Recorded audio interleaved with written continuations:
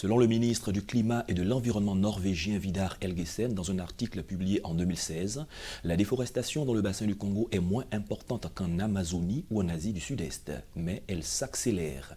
La protection des forêts tropicales représente un quart de la solution dans le combat contre le changement climatique.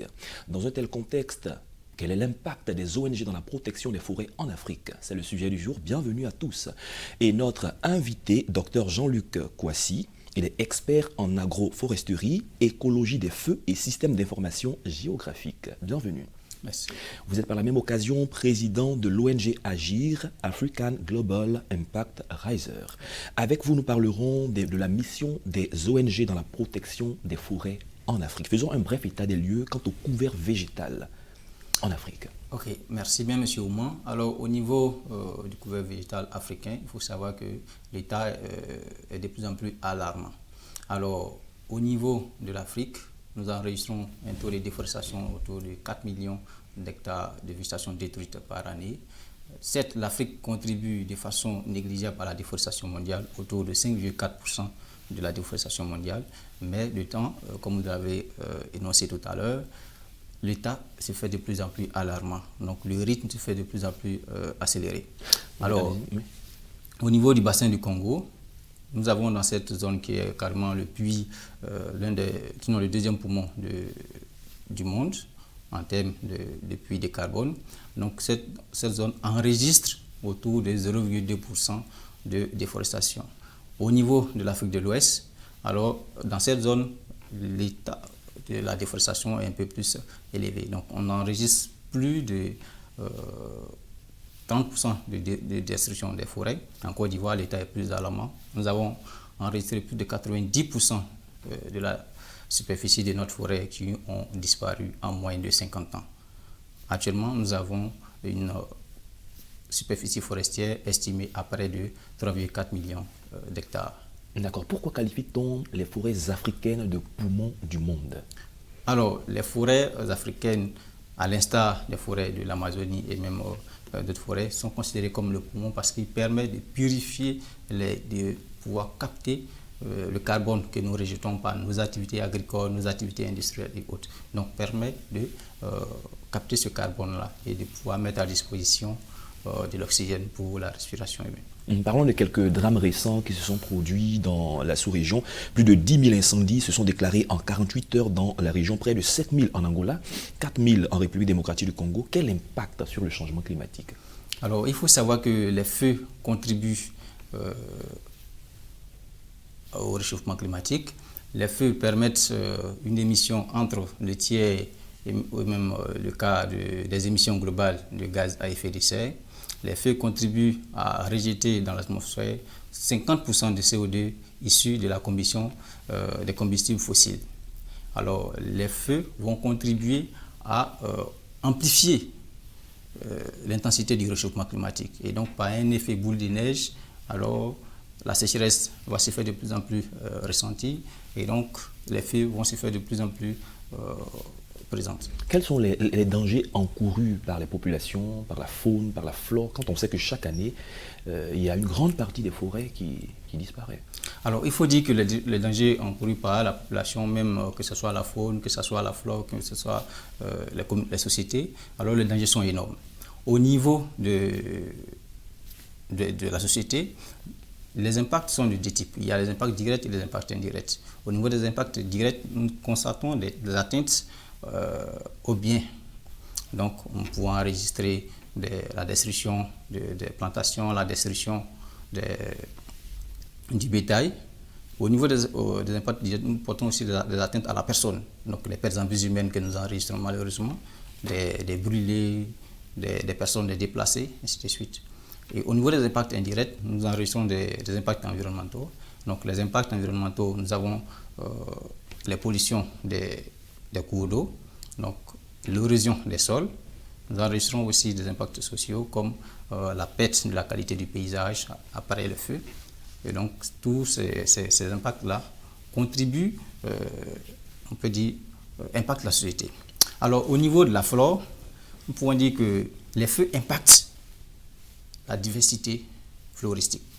Donc, au niveau de cette flore-là, nous pouvons savoir que au niveau de la régénération, donc les peuplements d'avenir, les feux détruisent ces peuplements-là et permettent aussi la résurgence on peut dire, d'espèces qui sont adaptées au feu, qui sont capables de s'adapter au feu et même qui ont besoin de beaucoup de lumière pour leur croissance. Alors, au niveau de la faune, il faut dire que c'est la faune qui paye le plus le tribut de ces feux-là. Donc, les feux impactent directement les animaux, donc les tuent au contact, les tuent indirectement quelques temps après, et même réduit la disponibilité des ressources pour ces animaux. On sait par exemple, vous l'avez dit, que la forêt est très importante pour la survie des populations, mais en même temps avec l'urbanisation, le développement, les différents pays coupent la forêt pour faire l'urbanisation. Comment faire le juste milieu? Alors, il faut dire que, parlant de ça, c'est une question de compromis. Alors, nous avons besoin de développement. Donc, nous avons besoin de mener nos activités agricoles. Nous avons besoin de mener nos activités en termes d'approvisionnement des industries, en termes de bois. Donc, il faut pouvoir trouver le juste milieu pour développer notre agriculture, pour pouvoir aussi développer notre foresterie. Et qui parle du développement de la foresterie parle aussi d'entrée de devises au niveau des caisses de l'État. Alors, pour pouvoir trouver le juste milieu, il faut pouvoir intensifier au niveau de l'agriculture, donc utiliser les intrants, chercher à mobiliser les populations sur un petit espace, mais pouvoir produire plus. Et mener des actions pour la régénération des superficies forestières. Et donc, ces activités-là, la régénération du couvert forestier va permettre aussi d'une amplification de l'augmentation de la diversité même des essences au niveau de nos forêts. Et même l'État pourra tirer des ressources de ces forêts. D'accord, très bien. Vous l'avez dit, l'Afrique et puis le monde lui-même va mal par rapport à la déforestation. Le rôle des ONG, les organisations non gouvernementales, à quel niveau elles sont attendues dans la lutte contre la déforestation?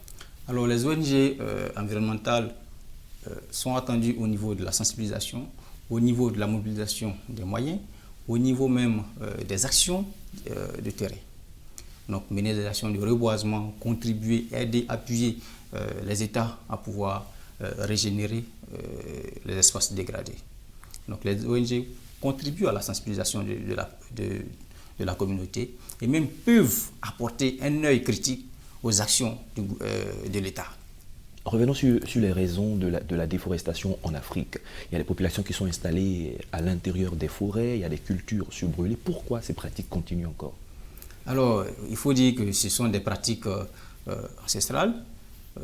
La tradition en Afrique, on utilise les feux pour pouvoir créer les champs. Donc, on utilise aussi les feux pour pouvoir faire la chasse et on utilise les feux pour préparer les terres, préparer le pâturage pour les animaux. Mais il faut dire que de plus en plus, nous constatons que les feux, ces feux-là échappent à leurs auteurs, donc créent des feux de brousse. Alors, le phénomène continue parce que alors, nous n'avons pas encore cherché à développer, à mécaniser notre agriculture et donc nous continuons toujours de constater malheureusement. Au niveau de votre ONG Agir, vous avez posé des actions dans le sens du reboisement. Est-ce que le reboisement est vraiment efficace? Oui, l'ONG Agir a pu réaliser pendant son premier anniversaire 50 hectares de reboisement dans la zone de Tébissou. Et donc, le reboisement est l'une des actions efficaces pour protéger nos forêts, pour agir contre les feux. En créant un environnement pas favorable pour les feux, alors nous protégeons nos forêts. Est-ce que les zones urbaines sont concernées aussi par le reboisement? Oui, toutes les zones aussi voilà, toutes les zones sont concernées par le reboisement, que ce soit le milieu rural, en ville. Il faut appliquer la foresterie urbaine, sélectionner des essences qui sont adaptées pour nos voies, sélectionner des essences qui sont adaptées à nos cours pour pouvoir les planter. Donc, que ce soit dans le milieu rural, que ce soit dans le milieu urbain, partout nous devons planter des arbres. Nous avons pris le cas de la Côte d'Ivoire, il y a 80%, 90% du couvert végétal qui a été décapé. Quelles sont les prochaines actions que vous entendez mener en tant qu'ONG pour avoir beaucoup plus d'impact sur ce phénomène? Alors, nos actions vont toujours dans le sens de la sensibilisation et des actions de terrain, et même la capacitation des communautés. Donc, nous allons mener des projets des projets pour pouvoir amener les populations à pouvoir se prendre en charge elles-mêmes. Nous allons mener aussi des actions dans le cadre du reboisement. Donc, mener des actions de reboisement à grande échelle, de centaines d'hectares, pour réduire la savanisation de la Côte d'Ivoire. Donc, la zone centre peut se retrouver, être une zone forestière peut-être dans 10 ans. Docteur Jean-Luc Kouassi, merci d'avoir accepté notre invitation. Nous sommes déjà à la fin de cette émission. Avec vous, nous avons parlé de la protection des forêts en Afrique. Quel rôle des ONG? Je rappelle que vous êtes expert en agroforesterie, écologie des feux et système d'information géographique. Merci à tous d'avoir suivi cette émission. Bonne suite de nos programmes sur Medi 1 TV Afrique.